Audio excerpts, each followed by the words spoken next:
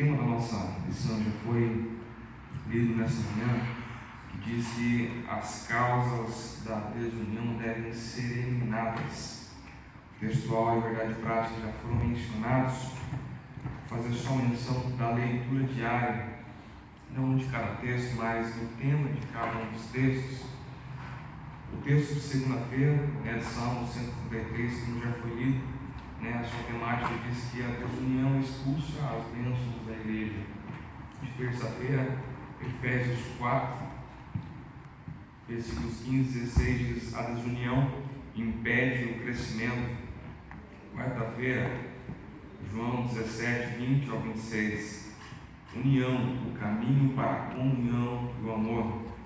Quinta-feira, Atos dos Apóstolos, capítulo 5, verso 13 ao 16, a união engrandece a igreja. Sexta-feira, Neemias, capítulo 4, verso 19 ao 23, a união é uma grande força. Sábado, Efésios, capítulo 4, versículo 1 ao 16, o Espírito Santo opera a união perfeita. Queridos, a nossa revista menciona que o objetivo geral da lição é destacar que a união é indispensável para o crescimento e a sustentabilidade da obra de Deus.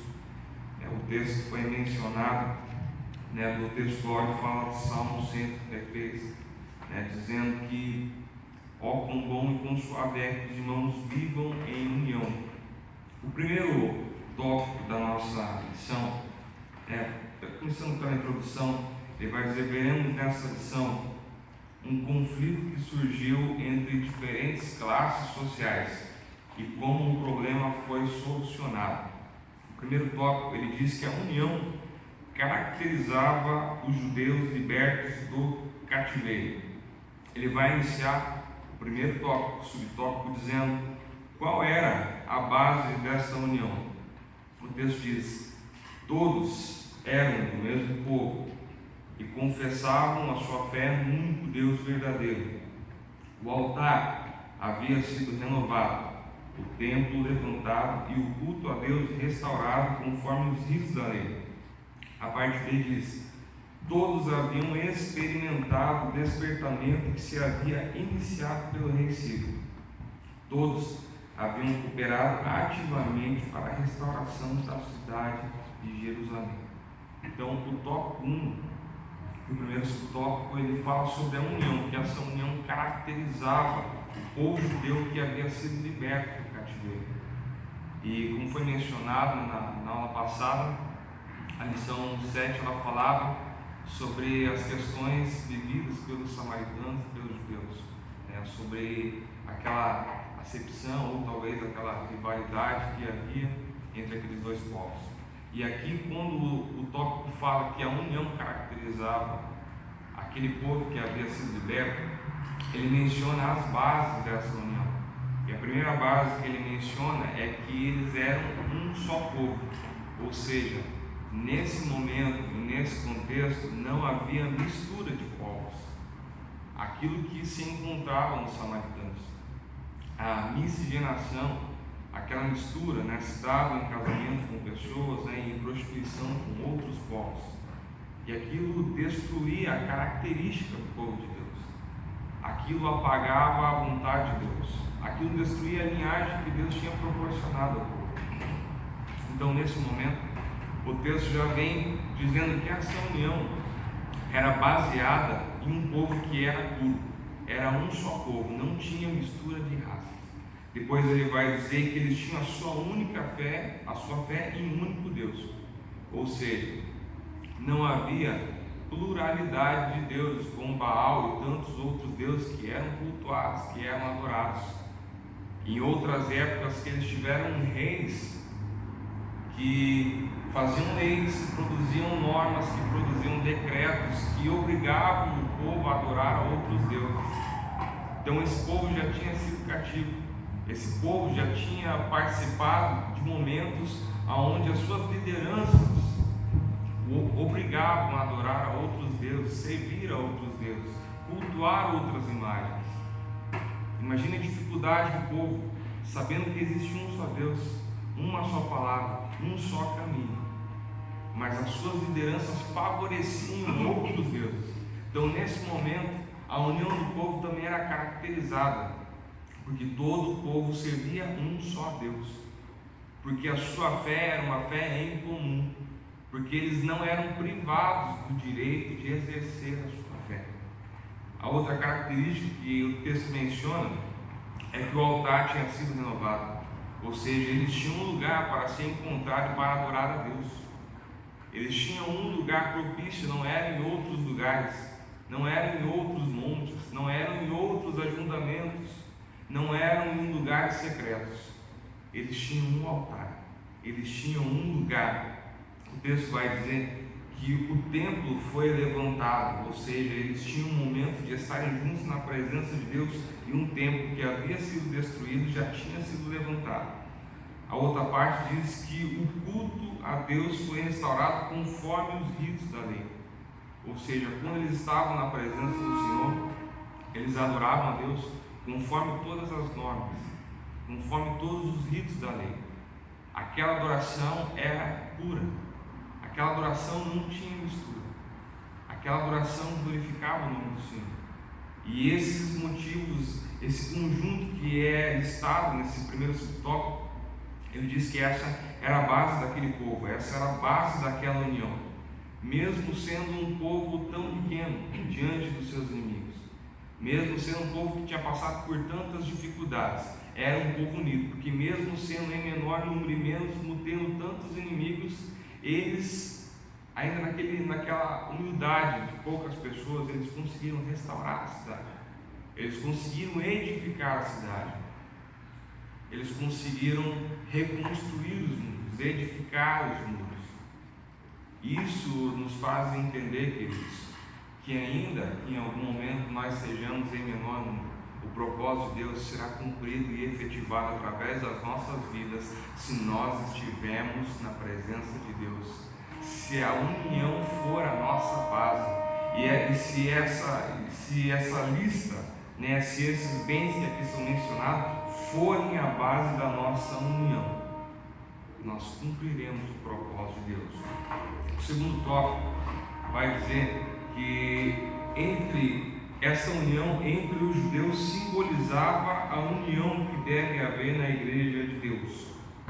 O texto do segundo subtópico vai dizer: também na igreja há muitas coisas unificantes, todos experimentaram um novo nascimento, todos nasceram de novo, todos que nasceram de novo amam aos que são nascidos por Ele, Jesus. Todos na igreja são aproximados um dos outros, porque Cristo derrubou o muro da separação que havia entre gentios e judeus, tornando-os uma verdadeira família de Deus. Esta união não se baseia em nacionalidade, nível social ou cultural, mas todos são um em Cristo. No meio da igreja opera o Espírito Santo, o qual faz com que todos se tornem um coração e uma alma. Quando a igreja vive cheia do Espírito Santo, a união funciona em sua plenitude, e então ela se torna uma antessala do céu. Consideremos algumas bênçãos decorrentes da união. Queridos, até aqui o tópico menciona que através de Jesus todos os muros foram derrubados, e reforça o sentimento, reforça o ensinamento de que não existem barreiras sociais ou culturais dentro do povo de Deus, ou não podem existir. Ele não menciona, através de Cristo nós somos um, e menciona que nós somos uma família, a família de Deus. É muito mencionado, nós vemos até as pessoas que não servem a Deus falar: oh, filho de Deus, mas nós sabemos que a palavra de Deus ela é pregada para que a criatura aceite a Jesus, e assim ela se torne filho de Deus. Então, para que todos sejam filhos de Deus, é necessário que aceitem primeiramente a Jesus. É interessante, quando a revista fala sobre união, ela fala também sobre comunhão, Um dos subsídios da lição menciona a comunhão, A palavra que vem do grego koinonia, né? O primeiro prefixo da palavra quer dizer koinos, que do grego era um termo muito comum, era algo que era usado não no sentido koinos na palavra, mas ele dizia ko e nós. Ele estava dizendo algo em comum. Então, sempre que a pessoa mencionava para o outro que eles tinham algo em comum, ele falava ko e nós, ou seja, algo em comum. E o prefixo nia, né, de koinonia, ele menciona a união. Então, quando a lição diz aqui que o povo estava unido, não era apenas o ajuntamento, mas a palavra koinonia, ela significa em comum ou união, ou você ter algo em comum que está unido com o teu irmão. Nós sabemos, né, e a lição vai relatar para nós que a união faz toda a diferença. E se você for olhar, né, várias situações que talvez você tenha passado na sua vida, até mesmo no nosso contexto dentro da igreja, nós vamos entender que ainda que nós estejamos juntos, ainda que nós estejamos unidos, né, a gente está numa fase, né, da nossa geração, no momento onde se fala muito essa frase, estamos juntos. É muito comum você ouvir essa frase, talvez você falar essa frase, mencionar no contexto familiar, no serviço, no colégio, na faculdade. Mas o fato é que apenas estar junto não glorifica o nome do Senhor. Apenas estar junto não cumpre o propósito. O que cumpre o propósito é a koinonia, ou seja, você estar junto, mas você compartilhar do mesmo propósito. Isso que ele vai dizer lá em Atos dos Apóstolos, no capítulo 2, no verso 38 em seguida, que ele fala sobre as características da igreja primitiva. Ele vai dizer que eles tinham tudo em comum, que eles partilhavam todas as coisas, que tudo era dividido de forma igual e que isso tornava eles unânimes. Ou seja, não basta, querido, que nós estejamos apenas juntos, não basta apenas união de corpos, não basta apenas a presença. Nós precisamos ter a koinonia, que é aquilo que acontece quando nós estamos juntos, mas nós compartilhamos do mesmo propósito, nós compartilhamos dos mesmos objetivos. Quando nós estamos juntos, mas o nosso desejo é cumprir o propósito do Pai. Quando nós estamos juntos, mas os nossos objetivos não são separados por interesses próprios, não são separados por coisas pequenas. Que nessa manhã nós possamos realmente receber de Deus e entender dele o real sentido da koinonia. E além de caminhar juntos, nós possamos compartilhar do mesmo propósito, nós possamos compartilhar do mesmo Espírito, da mesma graça.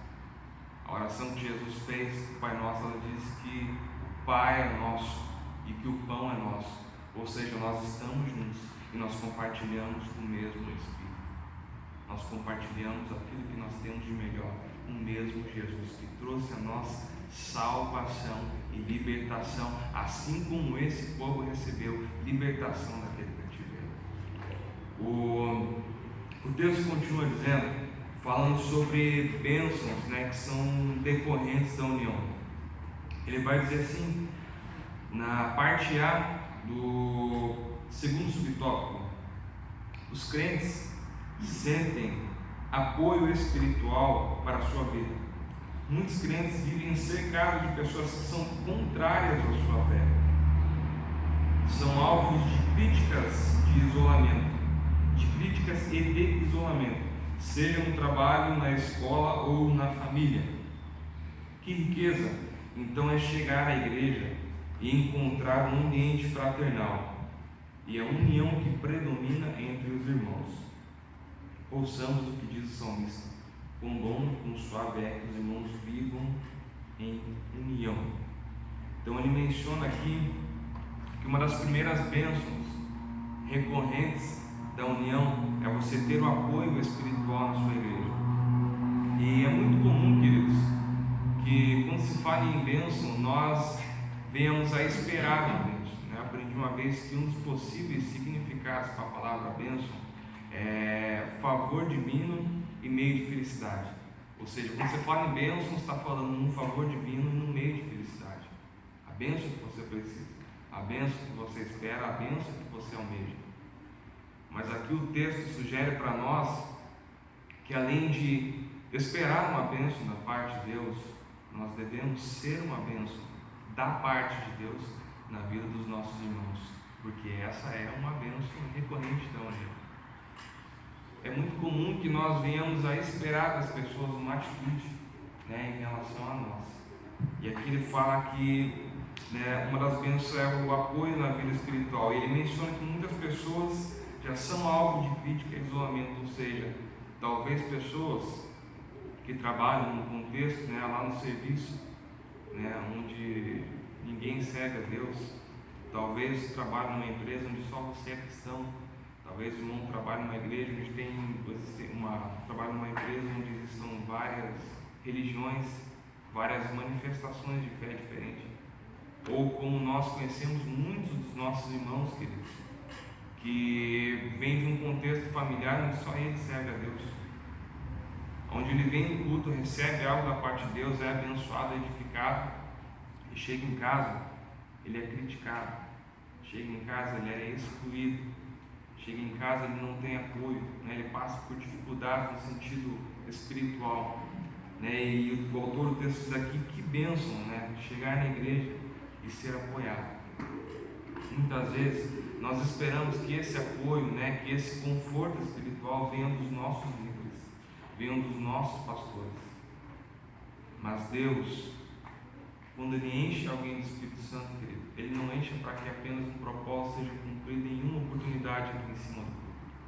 Quando Deus te enche do Espírito Santo, quando você é cheio de Deus, quando você recebe da comunhão do Espírito Santo, você se torna uma bênção na vida de outra pessoa. E é isso que acontece quando alguém chega na igreja e você chega para essa pessoa, dá uma paz do Senhor para ela e pergunta como foi o dia dela, como foi a semana dela, se ela está precisando de alguma coisa, quando você é um apoio espiritual para aquela pessoa. Isso faz toda a diferença. Isso é uma bênção decorrente. Que nós, queridos, sejamos bênção na vida dos nossos irmãos. E ele vai dizer aqui, que vai citar novamente o texto, que já foi mencionado o texto, de nós vivemos em união. Eu separei aqui um texto, lá em Provérbios 6, verso 16 ao 20.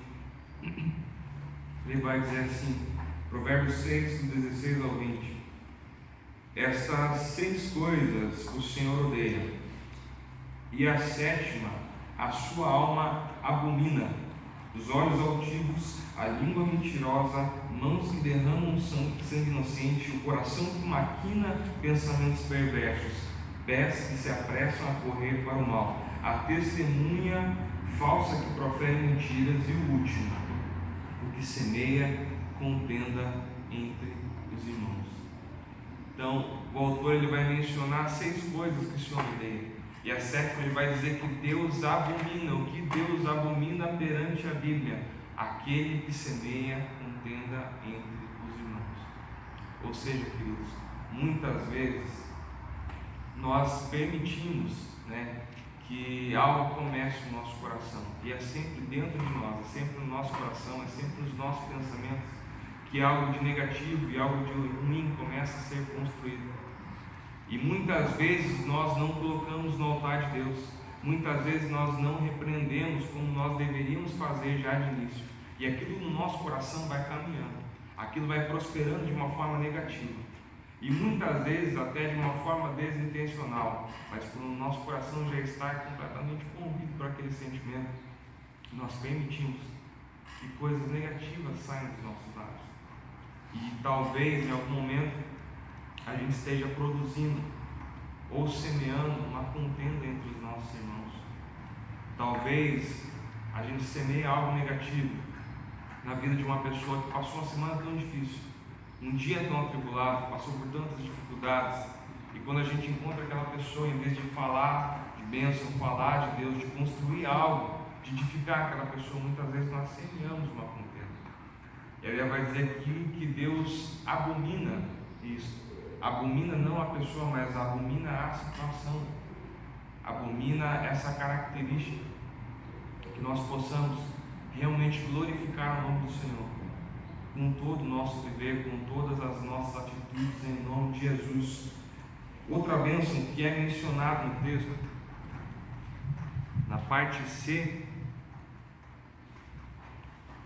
na parte B, ele vai mencionar, nós mencionamos a primeira seria o apoio espiritual, o apoio à vida do cristão.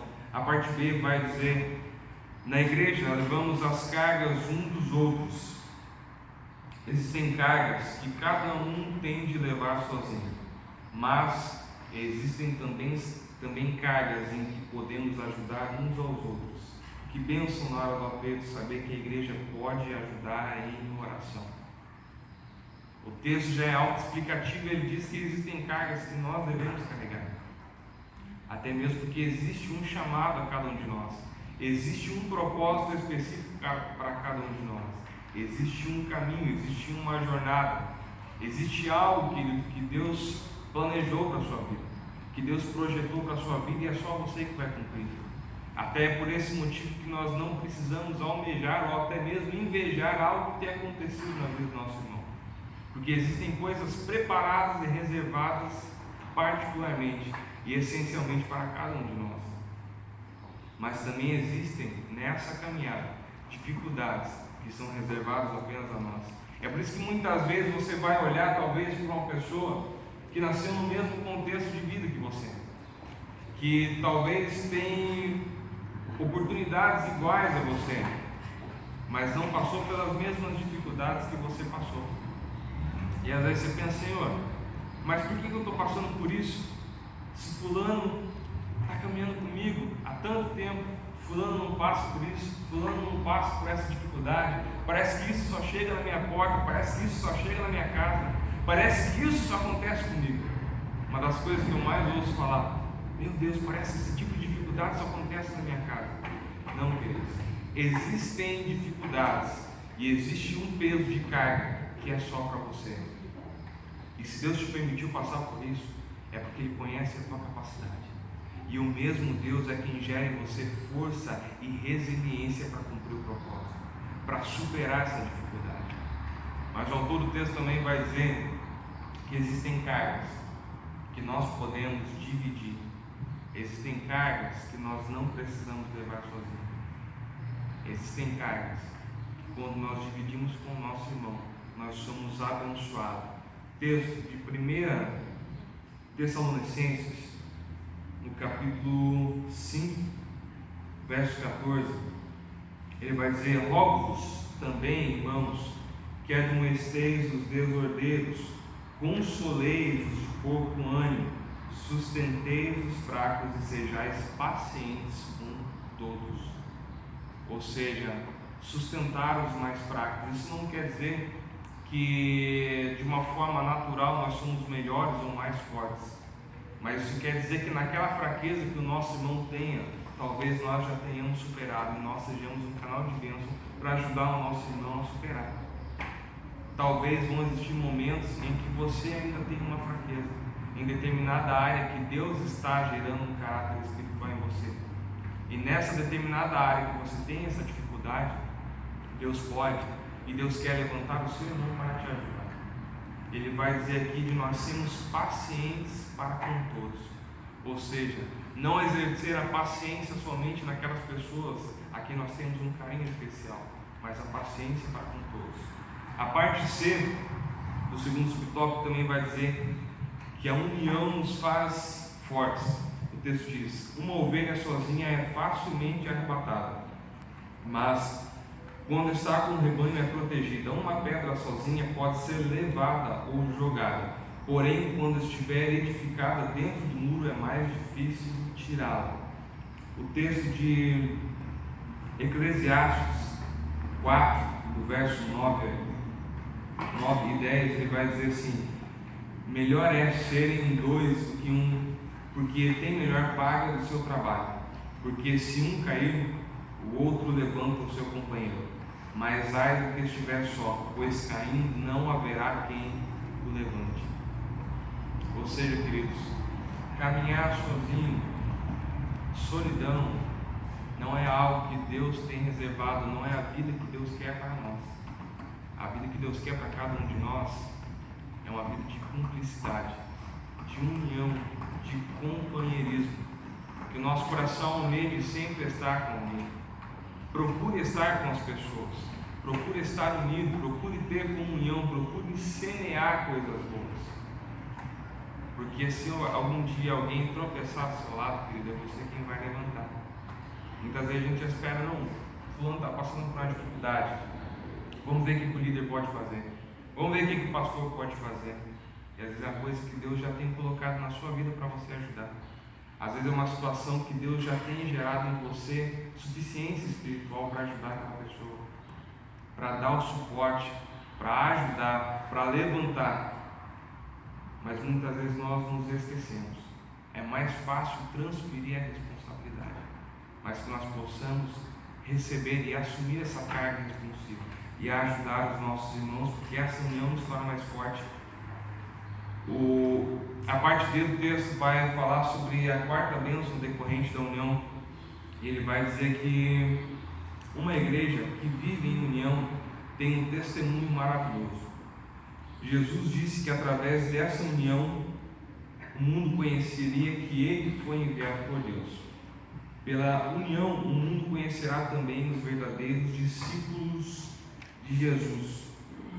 Nós temos o texto que a lição menciona, de João 17, 21, que vai dizer: para que todos sejam um, como tu, ó Pai, és em mim e eu em ti.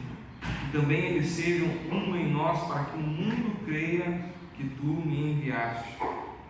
O capítulo 13 de João, versículo 35, também vai dizer: nisto conhecerão que sois meus discípulos, se vós vos amardes uns aos outros. Queridos, essa junção dos textos de João 17 com o do capítulo 13, ele faz um paralelo entre a união, em nós sermos um em Cristo, e menciona sobre o amor. Também no capítulo 15 de João ele vai falar: nisto é glorificado meu Pai, que vós vos ameis e deis muito fruto. Ou seja, ele não vai dizer aqui, queridos, que nós seremos conhecidos como discípulos de Deus, como discípulos de Jesus, através de uma grande operação de milagres, que nós queremos, que nós almejamos, que eu almejo. Ele não vai dizer aqui que nós seremos conhecidos como discípulos de Jesus ao transbordar de um grande conhecimento na palavra. Não. Ele vai dizer aqui: vocês serão conhecidos como os meus discípulos quando vós vos amardes uns aos outros. Quando vós forem um. Quando nós estivermos unidos a ponto de que todos conheçam Jesus através da nossa vida. Ou seja, aquilo que transpõe, aquilo que transparece, aquilo que manifesta Jesus, não é só aquilo que eu vivo, não é aquilo só que acontece na minha vida em particular. A manifestação real e verdadeira de Jesus vem através da união da minha vida com a sua e da forma que nós exercemos a comunhão e compartilhamos o propósito que nós já mencionamos. O tópico de número 3, ele vai dizer: esta união é a verdadeira força. Foi por causa desta união que os judeus, numericamente inferiores aos seus inimigos, conseguiram construir o templo e também os muros da cidade. Esta união também é o segredo da vitória da igreja. O santo óleo desce da cabeça do sumo sacerdote Jesus Cristo e os crentes vivem em união. Jesus disse: eu dei-lhes a glória que a mim me deste, para que eles sejam um. Sejamos, pois, um, assim como o Pai, o Filho e o Espírito Santo são um. O autor de Eclesiastes já dizia: o cordão de 3 dobras não se quebra tão depressa, ou não se quebra facilmente. Uma tradução da linguagem de hoje em dia, desse mesmo texto de João 17, 22, vai dizer: a natureza divina que tu me destes, eu reparti com eles, a fim de que eles possam ser um. Ou seja, em algumas traduções Jesus vai dizer: a glória que o Senhor me deu, eu reparti com eles, para que eles sejam um, para que eles estejam unidos. Ou a natureza divina que o Senhor me deu, eu reparti com eles. Queridos, o Senhor repartiu conosco a sua natureza divina, da sua glória, para que nós estejamos em união, porque essa união vai fazer a diferença. Os textos que nós lemos e o autor da revista ele menciona que é essa união que faz a diferença, que é essa união que caracteriza o povo de Deus. Ou seja, quando uma pessoa que não é cristão entra dentro desta igreja, quando ela chega neste lugar, a primeira coisa que tem que fazer sentido para ela, a primeira coisa que tem que ser demonstrada é a comunhão que opera entre nós. É a união que nos torna mais fortes. Nós precisamos mostrar que nós somos um. E isso não são apenas características, mas são bênçãos decorrentes da união. Seguindo o texto, você que tem a revista, acompanha lá, o segundo tópico vai dizer que essa união entre os judeus estava ameaçada. O subtópico 1 diz: qual era a ameaça? O texto responde: tratava-se de uma grande injustiça social. Financeiramente, a vida dos que voltaram da Babilônia era bem difícil. Muitos eram obrigados a tomar dinheiro emprestado, não só para o seu sustento, como também para pagar o imposto do governo. Tomavam emprestado dos seus irmãos mais ricos, os quais cobravam com juros altos e até mesmo com usura. Quando os mais pobres não conseguiam pagar os empréstimos tomados, os irmãos mais ricos executavam as dívidas, tomando as casas, as terras e até mesmo os filhos e as filhas dos devedores. Isto foi a causa de grande clamor entre os judeus. Este assunto chegou ao conhecimento de Neemias, o qual ficou muito enfadado. Outras traduções vão dizer que isso também gerou irritação ou inquietação em Neemias. É interessante, queridos, que o autor da revista ele poderia ter mencionado primeiro o contexto em que o povo se encontrava, para depois mencionar as características e aquilo que viria através da união. Mas primeiro o autor do texto vai falar sobre um despertamento espiritual. No primeiro tópico onde nós lemos, ele fala que o povo estava adorando o mesmo Deus, que o povo não tinha mistura, que o templo tinha sido restaurado, que o altar tinha sido renovado, e que eles estavam experimentando um despertamento espiritual e um avivamento que tinha sido iniciado pelo rei Ciro. Ou seja, todas as características espirituais daquele povo tinham sido restauradas. Aquele povo vivia em união, aquele povo vivia em comunhão, aquele povo restaurou a cidade, aquele povo estava restaurando os muros. Ou seja, a grosso modo, numa visão meio geral, sem examinar os detalhes, aquele povo estava bem, mas ele não vivia em plenitude. E o autor da revista ele menciona a união e a comunhão, e ele coloca lá em cima. Ele diz que a união faz a força, que quando nós estamos unidos nós somos mais fortes, que essa característica tem que estar presente no povo de Deus. Mas quando chega no segundo tópico, ele vai dizer assim: a união entre os judeus estava ameaçada. É interessante, queridos, que muitas vezes nós pensamos que aquilo que ameaça a união, ou que aquilo que ameaça, o caminhar, o bem-estar da obra de Deus, os propósitos de Deus que nós cumprimos, talvez seja aquele pecado que nós podemos ver. Muitas vezes a gente olha para alguém e fala: está errado, está pecando, está atrapalhando a obra, está impedindo o crescimento. Mas nesse momento, aquilo que impedia o crescimento e aquilo que impedia a plenitude de Deus na vida do povo não era algo que era visto nos seus cultos, porque os cultos tinham sido restaurados, porque o templo tinha sido reedificado, porque o altar tinha sido renovado. Ou seja, todas as características espirituais, tudo aquilo que era visível aos olhos da liderança e do povo era bonito. Quando eles se reuniam para adorar, a glória de Deus se manifestava. Quando eles se reuniam para adorar, era tudo bom, era tudo maravilhoso. Eles tinham vindo de um contexto, de um cativeiro, onde eles não tinham oportunidade de se reunir para adorar a Deus, onde eles tinham que se esconder. Mas aqui o texto vai dizer que o que ameaça a união entre os judeus era uma injustiça social, algo que muitas vezes nem passa pela nossa cabeça, algo que muitas vezes nós até deixamos de lado. talvez nós nos encontramos num contexto de vida um pouco mais confortável. O contexto que aquele povo vivia era o seguinte: eles vieram de um cativeiro babilônico.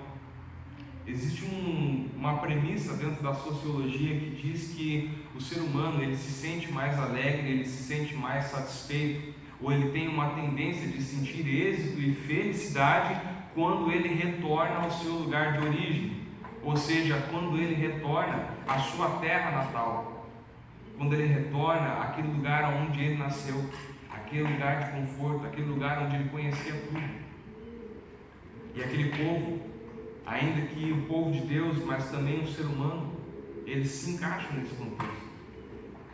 Um dos subsídios da lição vai dizer que quando aquele povo retornou para a sua cidade, quando eles saíram do cativeiro babilônico, eles pensavam estar entrando novamente na terra que manda leite e mel.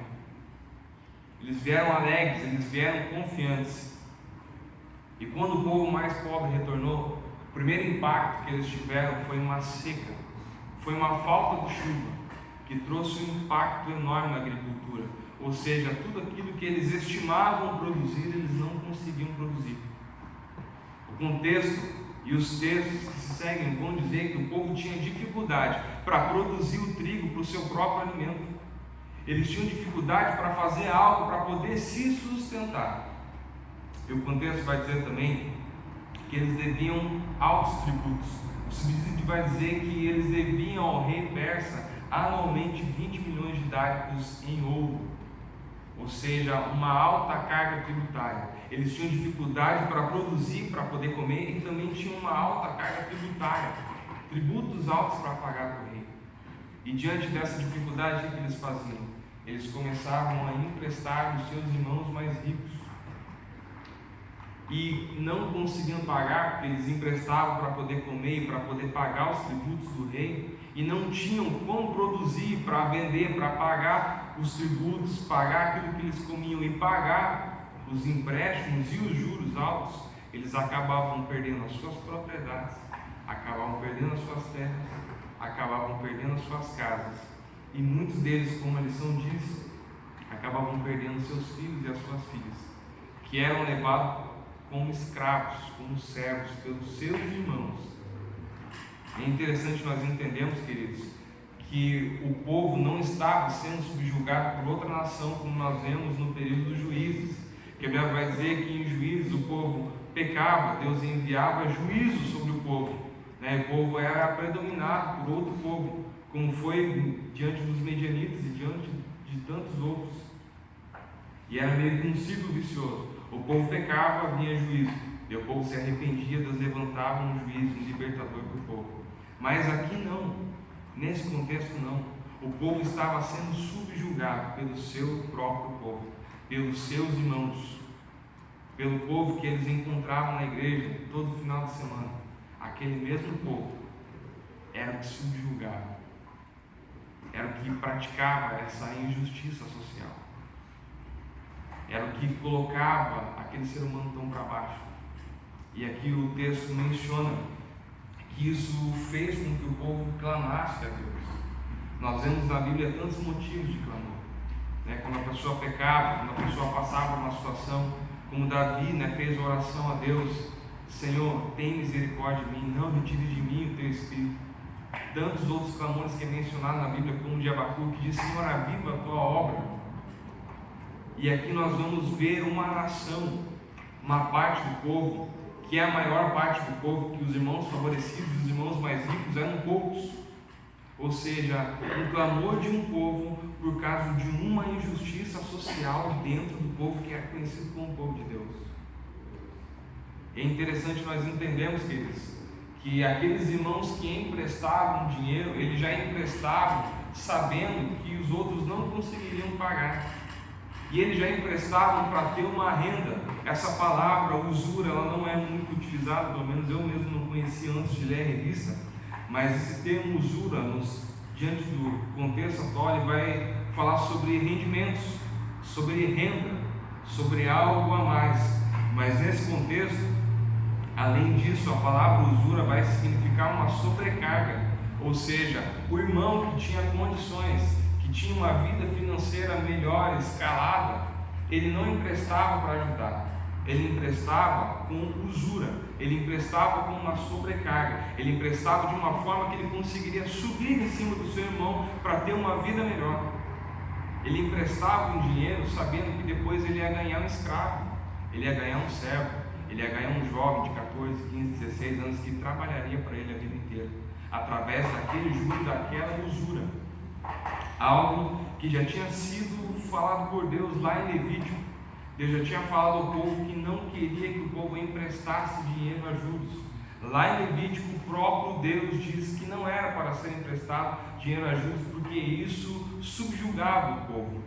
Deus já estava dizendo: eu vos libertei do Egito, eu vos libertei das mãos de Faraó, não sejais subjugados. Mas aqui, além do povo não cumprir aquilo que Deus tinha falado, o povo ainda sobressaía, cobrava os juros com usura, cobrava o juro com sobrecarga, cobrava o juro sabendo que aquilo traria destruição para os seus irmãos. O segundo subtópico vai começar com uma pergunta. Ele vai dizer assim: como se explica esta grande injustiça? Ele vai dizer, em primeiro lugar, é uma expressão da falta de amor dos mais ricos para com os mais pobres. Desta forma, os ricos pecavam contra os seus irmãos mais pobres, não lhes dando o devido valor. A Bíblia diz que cada um deve considerar os outros superiores a si mesmo e que devemos suportar uns aos outros em amor. Por falta de amor, os ricos chegaram a cobrar juros com usura, coisa proibida na lei. O assunto é muito sério, porque a Bíblia diz que quem peca contra o irmão, peca contra Cristo. Então, queridos, o texto vai mencionar que o motivo daquela grande injustiça social, o povo andar subjugado, era a falta de amor.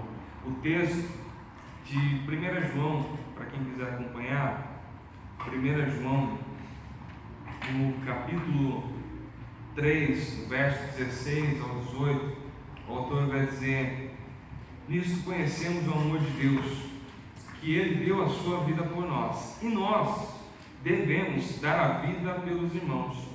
Quem, pois, tiver os bens do mundo e vendo seu irmão necessitado de cerrar as entranhas ou fechar o coração, como habitará nele o amor de Deus?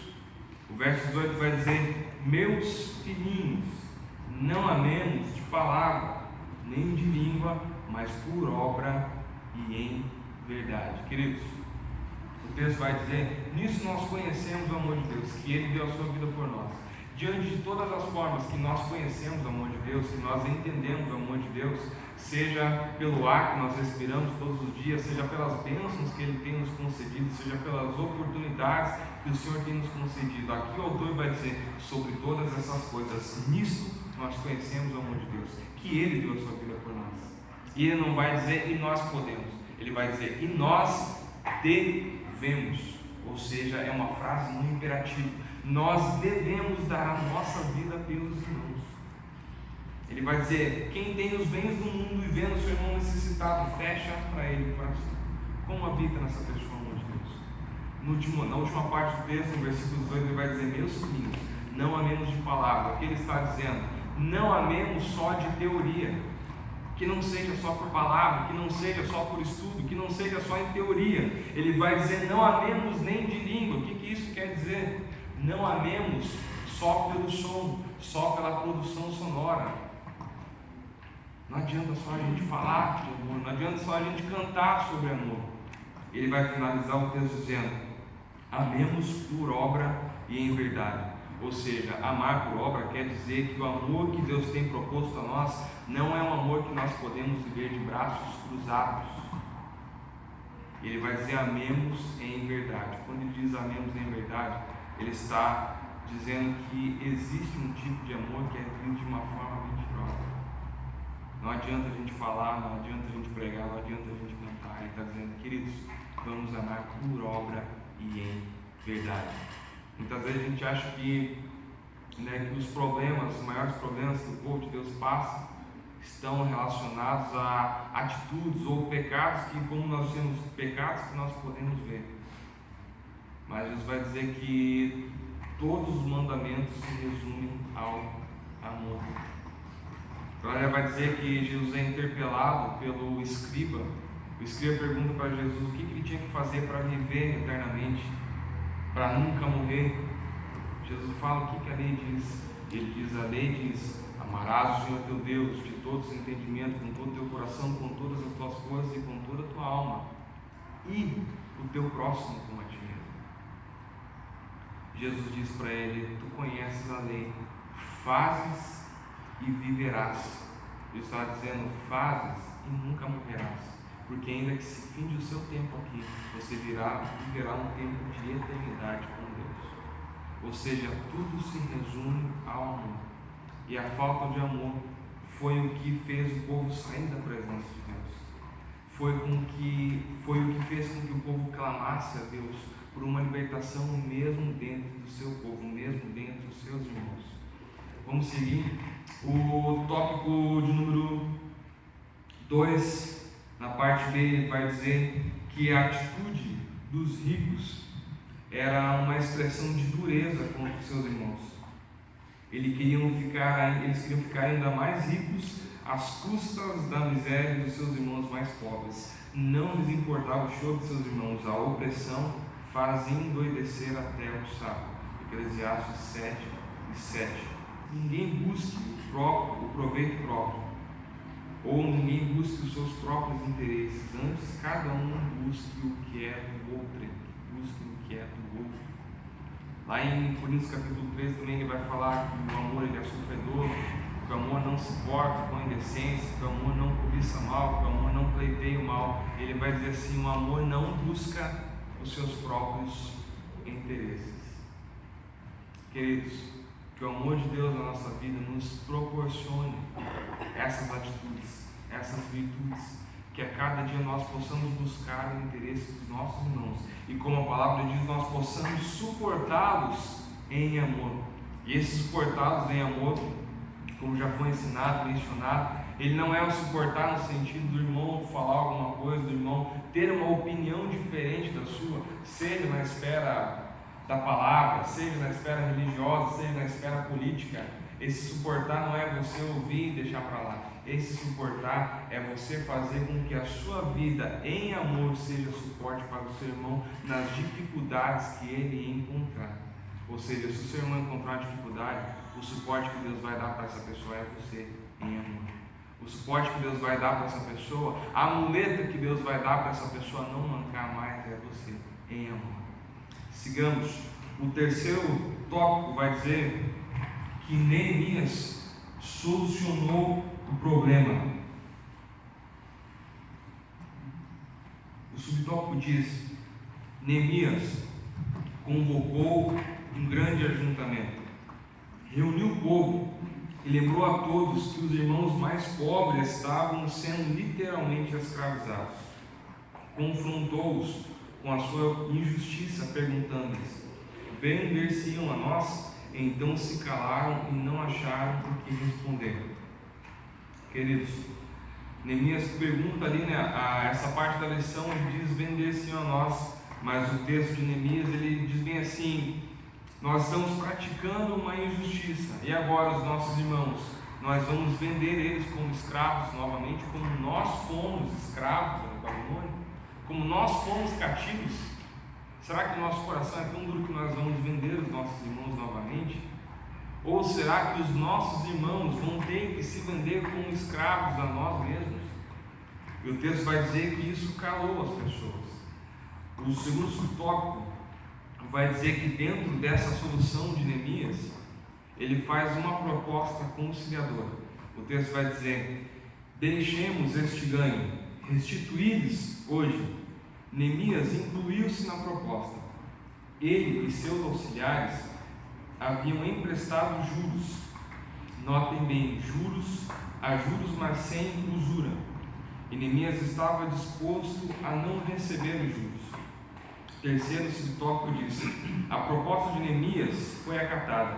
Restituir-lhe-emos e nada procuraremos deles. e faremos assim como dizes. Neemias fez com que todos jurassem diante dos sacerdotes que assim fariam. Um ato simbólico de Neemias confirmou aquele juramento solene. Então, queridos, Neemias, quando ele ouve o clamor do povo, vai dizer que ele se enfada, que ele se irrita e que ele propõe, que ele faz uma proposta conciliadora. Então, primeiro, ele menciona para o povo algo que vai calar o povo, algo que vai calar aquelas pessoas mais ricas que estavam subjugando seus irmãos. Ou seja, quando eles fossem reclamar, não, mas a gente prestou dinheiro, mas o dinheiro é nosso, mas a gente batalhou por esse dinheiro. Neemias já vai calar o povo dizendo, nós vamos vender os nossos irmãos de novo, ou eles vão ter que se vender para nós. E quando ele faz a proposta, ele vai dizer assim, deixemos esse ganho. É interessante, o texto vai dizer que Neemias se inclui nessa proposta. Ele vai dizer, deixemos esse ganho. Ele não vai dizer, deixem vocês esse ganho. Ele vai dizer, deixemos esse ganho. Ele vai dizer, vamos restituir os nossos irmãos hoje. Ou seja, não era uma proposta como essas propostas que a gente vê mais no âmbito político, legislativo, né? Que tem que ser aprovada, que tem que ser votada, que tem um tempo para ser assinada, para ser colocada em pauta, para ser executada. Não, é hoje. Nós vamos restituir os nossos irmãos hoje. E o texto vai dizer que Neemias, com seus auxiliares, também emprestavam dinheiros, mas não com usura. E Neemias deixa desse dinheiro. Neemias, como líder e como alguém que tinha emprestado dinheiro, ele abriu mão da sua parte para poder dar o exemplo para o povo. Outros textos também vão dizer que Neemias era governador. E como governador, ele abriu mão da sua parte, ele abriu mão do seu auxílio como governador. Ou seja, nós vemos aqui um grande líder de Deus que trabalhava, que deu exemplo não recebendo os seus possíveis investimentos, mas também abrindo mão de um auxílio, que era uma lei. Ele estava dizendo para o povo, nós estamos trabalhando não para receber, nós estamos trabalhando para cumprir um propósito muito maior. E ele vai dizer aqui no terceiro subtópico que esse ato é confirmado de forma simbólica. O versículo 13, que não é mencionado na nossa lição, mas que fala sobre esse ato simbólico, vai dizer que Neemias tirou suas vestes e sacudiu.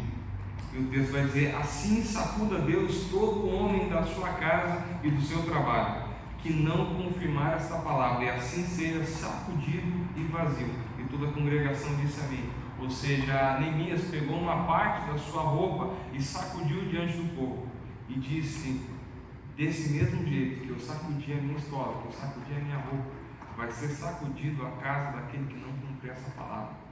Ou seja, de hoje em diante o povo não vai ser mais subjugado. Ou seja, de hoje em diante o povo não vai ser mais escravizado pelos seus próprios irmãos.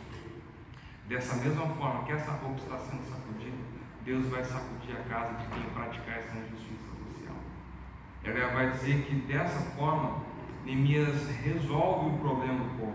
O texto vai dizer na revista, o quarto subtópico, para a gente conseguir encerrar, vai dizer assim, a paz voltou a reinar entre os judeus.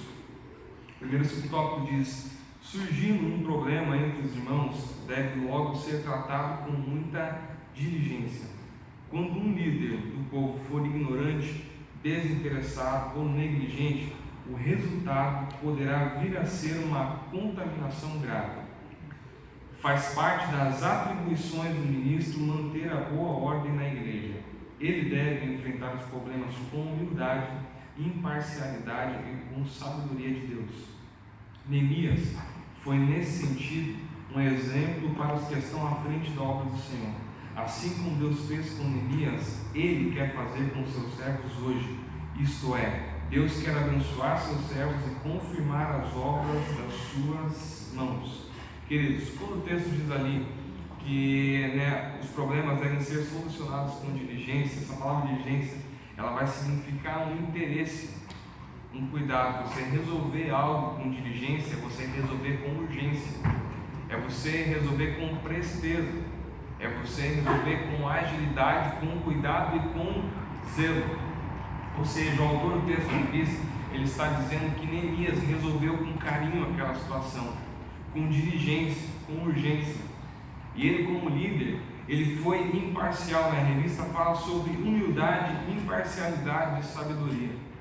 E no sentido de liderança, nós temos essas 3 características também expressadas através de Salomão. Aliás, vai dizer que Salomão, quando assumiu aquele reinado, ele pediu a Deus sabedoria. E naquela sabedoria, quando ele pediu a Deus, ele falou: Senhor, me dá sabedoria para entrar e sair da presença do povo, para entrar e sair diante do povo. Sabe o que Salomão estava dizendo? Ele estava dizendo: Senhor, eu não quero ser aquele líder que chega empurrando, aquele líder que chega e todo mundo estranha a presença dele, aquele líder que não traz conforto.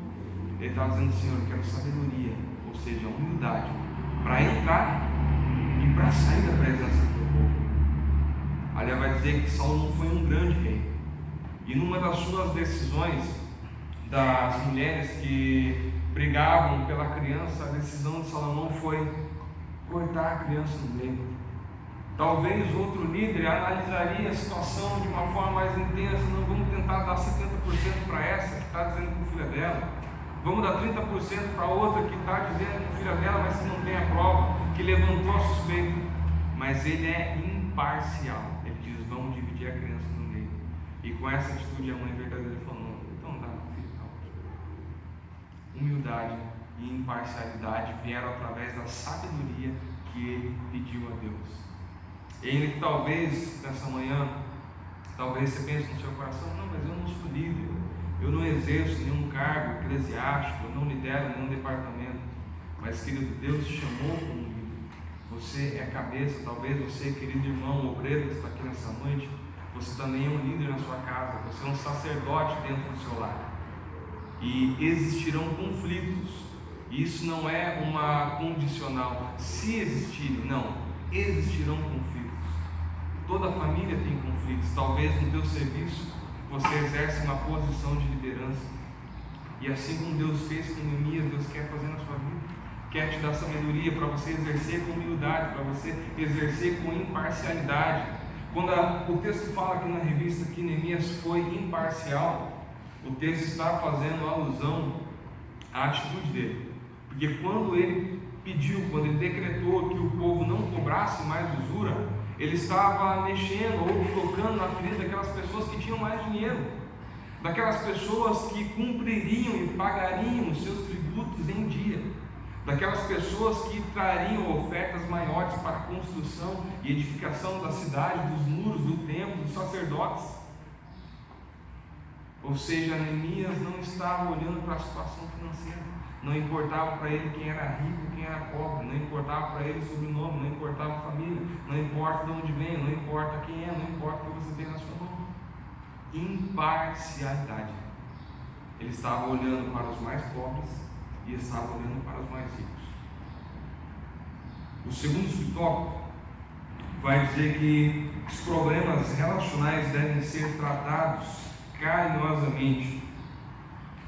Vai dizer na letra A que a desunião representa uma obra da carne e essas coisas entristecem o Espírito Santo. A parte B vai dizer: a desunião destrói a comunhão e o amor entre irmãos, coisa tão preciosa na igreja. Andai em amor como também Cristo vos amou. Quem ama a Deus, ama também ao seu irmão.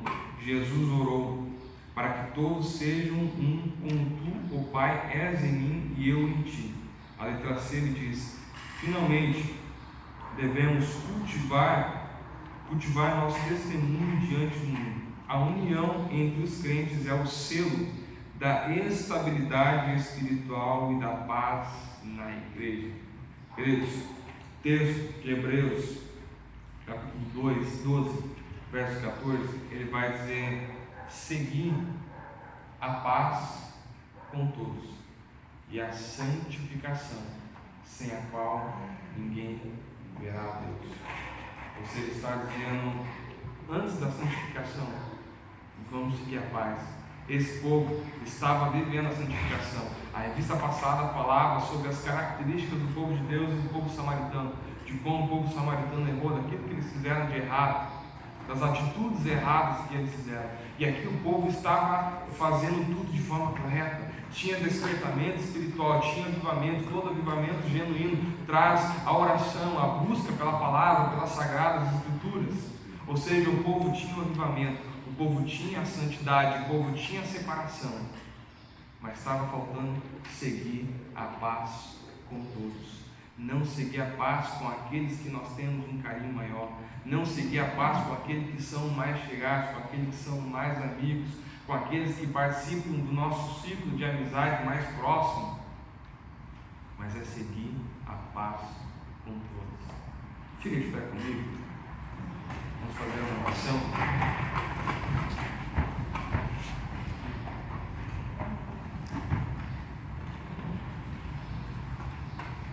O texto final da lição, subsídio, nos faz entender, queridos, que para Neemias o principal não era só a construção da cidade e a construção dos muros no sentido físico, não era só a edificação de um templo bonito. Quando Neemias toma essa atitude conciliadora, quando Neemias atende o clamor do povo, ele estava dizendo que o mais importante não era a construção, não eram os tijolos, não era aquilo que era produzido. O mais importante era a edificação de um caráter espiritual naquele povo. Ele estava dizendo: mais importa que os irmãos vivam em união, mais importa que nós tenhamos comunhão, mais importa que nós compartilhemos do mesmo propósito e que nós estejamos fortes na presença de Deus. Ou seja, queridos, o que mais importa nos nossos dias, o que mais importa na igreja do Senhor, não é aquilo que nós conseguimos construir, mas é aquilo que Deus constrói no nosso caráter espiritual.